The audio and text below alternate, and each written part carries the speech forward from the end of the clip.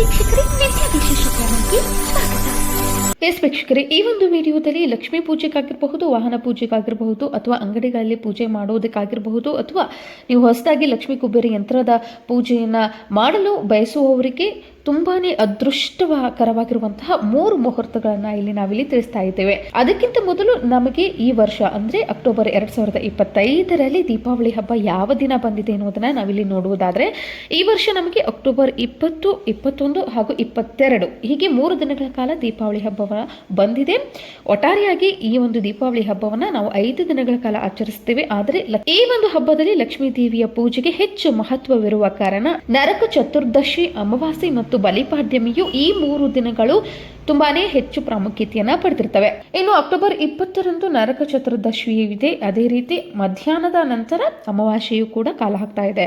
ಇನ್ನು ಮರುದಿನ ಅಕ್ಟೋಬರ್ 21 ಮಂಗಳವಾರದ ದಿನ ಅಮಾವಾಸ್ಯೆಯು ಕೂಡ ಇರ್ತದೆ. ಇನ್ನು ಸಾಯಂಕಾಲದವರೆಗೆ ಅದು ಕೂಡ ಮುಗಿದು ಹೋಗ್ತದೆ. 22ನೇ ದಿನ ಅಂದ್ರೆ ಬುಧವಾರ ಬಲಿಪಾಡ್ಯಮಿ ಇರ್ತದೆ. ಇನ್ನು ಮೊದಲನೆಯ ದಿನ ಅಂದ್ರೆ 18ನೇ ತಾರೀಕಿನಿಂದಲೇ ಈ ದೀಪಾವಳಿ ಹಬ್ಬ ಶುರುವಾಗ್ತಾ ಇದೆ. 18ನೇ ತಾರೀಕು ತ್ರಯೋದಶಿಯ ತಿಥಿಯು ಪ್ರಾರಂಭವಾಗುತ್ತದೆ. ತ್ರಯೋದಶಿಯ ತಿಥಿಯ ದಿನ ನಾವು ಯಾವ ರೀತಿ ಯಮದೀಪವನ್ನು ಹಚ್ಚಬೇಕು, ಧನಲಕ್ಷ್ಮಿ ಪೂಜೆಯನ್ನ ಮಾಡೋದಕ್ಕೆ ಶುಭ ಮುಹೂರ್ತ ಯಾವುದು, ಮತ್ತು ನೀರು ತುಂಬುವ ಹಬ್ಬವನ್ನ ಮರುದಿನ ಭಾನುವಾರ ಆಚರಿಸುವಂತಹ ನೀರು ತುಂಬುವ ಹಬ್ಬವನ್ನ ಯಾವ ರೀತಿ ಮಾಡಬೇಕು ಎನ್ನುವುದರ ಸಂಪೂರ್ಣ ಮಾಹಿತಿಯನ್ನ ವಿಡಿಯೋಗಳನ್ನ ಈಗಾಗಲೇ ನಮ್ಮ ಚಾನೆಲ್ ಅಲ್ಲಿ ನಾವು ಮಾಡಿಬಿಟ್ಟಿದ್ದೀವಿ. ಅದನ್ನು ಕೂಡ ನೀವು ನೋಡ್ಕೊಳ್ಬಹುದು. ಇನ್ನು ಮೊದಲು ನಾವು ಅಮಾವಾಸ್ಯೆ ಯಾವಾಗ ಪ್ರಾರಂಭವಾಗುತ್ತದೆ ಎನ್ನುವುದನ್ನ ತಿಳಿಯುವುದಾದ್ರೆ, ಅಕ್ಟೋಬರ್ 20, 2025ರಂದು ಅಂದ್ರೆ ನಮಗೆ ಅಮಾವಾಸ್ಯೆಯ ತಿಥಿಯು ಸೋಮವಾರ ಪ್ರಾರಂಭವಾಗ್ತಾ ಇದೆ. ಮಧ್ಯಾಹ್ನದ ನಂತರ ಅದು 3:45 ಸೋಮವಾರ ಪ್ರಾರಂಭವಾಗಿ ಮರುದಿನ ಅಂದರೆ ಮಂಗಳವಾರ 21ನೇ ತಾರೀಕು 5:45 ಸಾಯಂಕಾಲದವರೆಗೆ ಇರಲಿದೆ. ಇಲ್ಲಿ ನಮಗೆ ಅಮಾವಾಸ್ಯೆ ಲಕ್ಷ್ಮೀ ಪೂಜೆಯನ್ನು ಯಾವ ಸಮಯದಲ್ಲಿ ಮಾಡಬೇಕು ಮತ್ತು ಆ ಸಮಯದಲ್ಲಿ ಮಾಡಿದ್ರೆ ಏನು ಫಲ ಎನ್ನುವುದನ್ನು ನಾವಿಲ್ಲಿ ಗಮನಿಸುವುದಾದ್ರೆ, ಸೋಮವಾರ ಪ್ರಾದೋಷಿಕ ಕಾಲದಲ್ಲಿ ನಮಗೆ ಅಮಾವಾಸ್ಯೆಯ ತಿಥಿಯೂ ಇರುತ್ತದೆ ಮತ್ತು ಋಷಭ ಲಗ್ನ ಪ್ರಾಪ್ತಿಯಾಗುವುದರಿಂದ ಪೂಜೆಯನ್ನು ನಾವು ಆ ಒಂದು ಸಮಯದಲ್ಲಿ ಮಾಡಿದ್ರೆ ತುಂಬಾನೇ ಅದೃಷ್ಟ ಬರುತ್ತದೆ. ಇನ್ನು ಪೂಜಾ ಸಮಯವನ್ನು ನಾವಿಲ್ಲಿ ಗಮನಿಸುವುದಾದ್ರೆ 7:45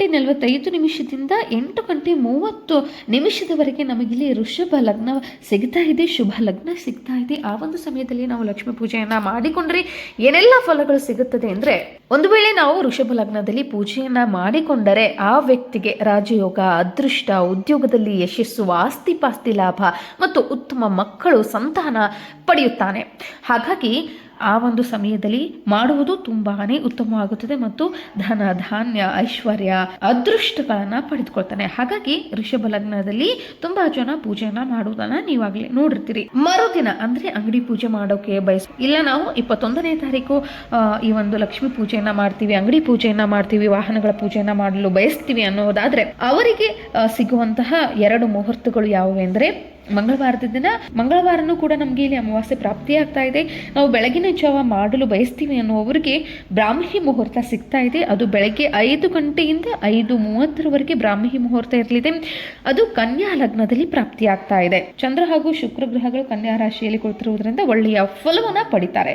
ಇನ್ನು 2ನೇ ಮುಹೂರ್ತ ಮಂಗಳವಾರದ ದಿನ ನಮಗೆ ಯಾವುದೆಂದರೆ ವೃಶ್ಚಿಕ ಲಗ್ನ ಬೆಳಗ್ಗೆ 8:30 9 ಗಂಟೆಯವರೆಗೆ ನಮಗೆ ಸಿಗ್ತಾ ಇದೆ. ಈ ಒಂದು ಸಮಯದಲ್ಲಿಯೂ ಕೂಡ ನಾವು ಲಕ್ಷ್ಮೀ ಪೂಜೆಯನ್ನು ಮಾಡಿಕೊಂಡ್ರೆ ತುಂಬಾನೇ ಉತ್ತಮ ಮತ್ತು ಒಳ್ಳೆಯ ಫಲಗಳನ್ನು ಪಡಿತಾರೆ. ಆದರೆ ಹೆಚ್ಚು ಫಲ ಮತ್ತು ಪ್ರಾಮುಖ್ಯತೆ ಇರುವುದು ಅಮಾವಾಸ್ಯೆಯ ತಿಥಿಯೂ ಇದ್ದು ಅದು ಪ್ರಾದೋಷಿಕ ಕಾಲದಲ್ಲಿ ಪ್ರಾಪ್ತಿಯಾಗಿದ್ದು ವೃಷಭ ಲಗ್ನದ ಮುಹೂರ್ತವೂ ಕೂಡ ಇದ್ದಾಗ ಅದು ತುಂಬಾನೇ ಅತ್ಯುನ್ನತ ಶುಭ ಫಲಗಳು, ಅದೃಷ್ಟಗಳು ಎನ್ನುವಂತಹ ನಂಬಿಕೆ ಇದೆ. ಹಾಗಾಗಿ ಆ ಒಂದು ಸಮಯದಲ್ಲಿ ಪೂಜೆ ಮಾಡಿಕೊಂಡ್ರೆ ತುಂಬಾ ಉತ್ತಮ ಎನ್ನುವುದು ಶಾಸ್ತ್ರಿಗಳ ಒಂದು ನಂಬಿಕೆಯಾಗಿದೆ. ಇನ್ನು ಮುಂದಿನ ವಿಡಿಯೋದಲ್ಲಿ ಯಾವ ರೀತಿ ನಾವು ದೀಪಾವಳಿ ಅಮಾವಾಸ್ಯೆ ಪೂಜೆಯನ್ನ ಮಾಡ್ಕೊಳ್ಬೇಕು, ಶಾಸ್ತ್ರೋಕ್ತವಾಗಿ ಹೇಗೆ ಆಚರಿಸಬೇಕು, ಅಲ್ಲದೆ ಸಂಕಲ್ಪನ ಯಾವ ರೀತಿ ಮಾಡ್ಕೊಳ್ಬೇಕು ಮತ್ತು ಆ ಒಂದು ಸಮಯದಲ್ಲಿ ನಾವು ಯಾವ ರೀತಿ ಮನೆಯಲ್ಲಿ ಕುಬೇರ ಯಂತ್ರವನ್ನ ರಚಿಸಿ ಅದಕ್ಕೆ ಪೂಜೆಯನ್ನ ಮಾಡ್ಕೊಳ್ಬೇಕು ಎನ್ನುವುದರ ಸಂಪೂರ್ಣ ಮಾಹಿತಿಯನ್ನು ಮುಂದಿನ ವಿಡಿಯೋದಲ್ಲಿ ತಿಳಿಸ್ತೀವಿ. ಇದೇ ರೀತಿ ನೀವು ಆಧ್ಯಾತ್ಮಿಕ ಹಾಗೂ ದೈವಿಕ ವಿಡಿಯೋಗಳ ಒಂದು ಮಾಹಿತಿಗಳಿಗಾಗಿ ನಮ್ಮ ಚಾನೆಲ್ ಅನ್ನು ಸಬ್ಸ್ಕ್ರೈಬ್ ಮಾಡಿ ಮತ್ತು ಬೆಲ್ ಐಕಾನ್ ಕ್ಲಿಕ್ ಮಾಡೋದು ಮರಿಬೇಡಿ.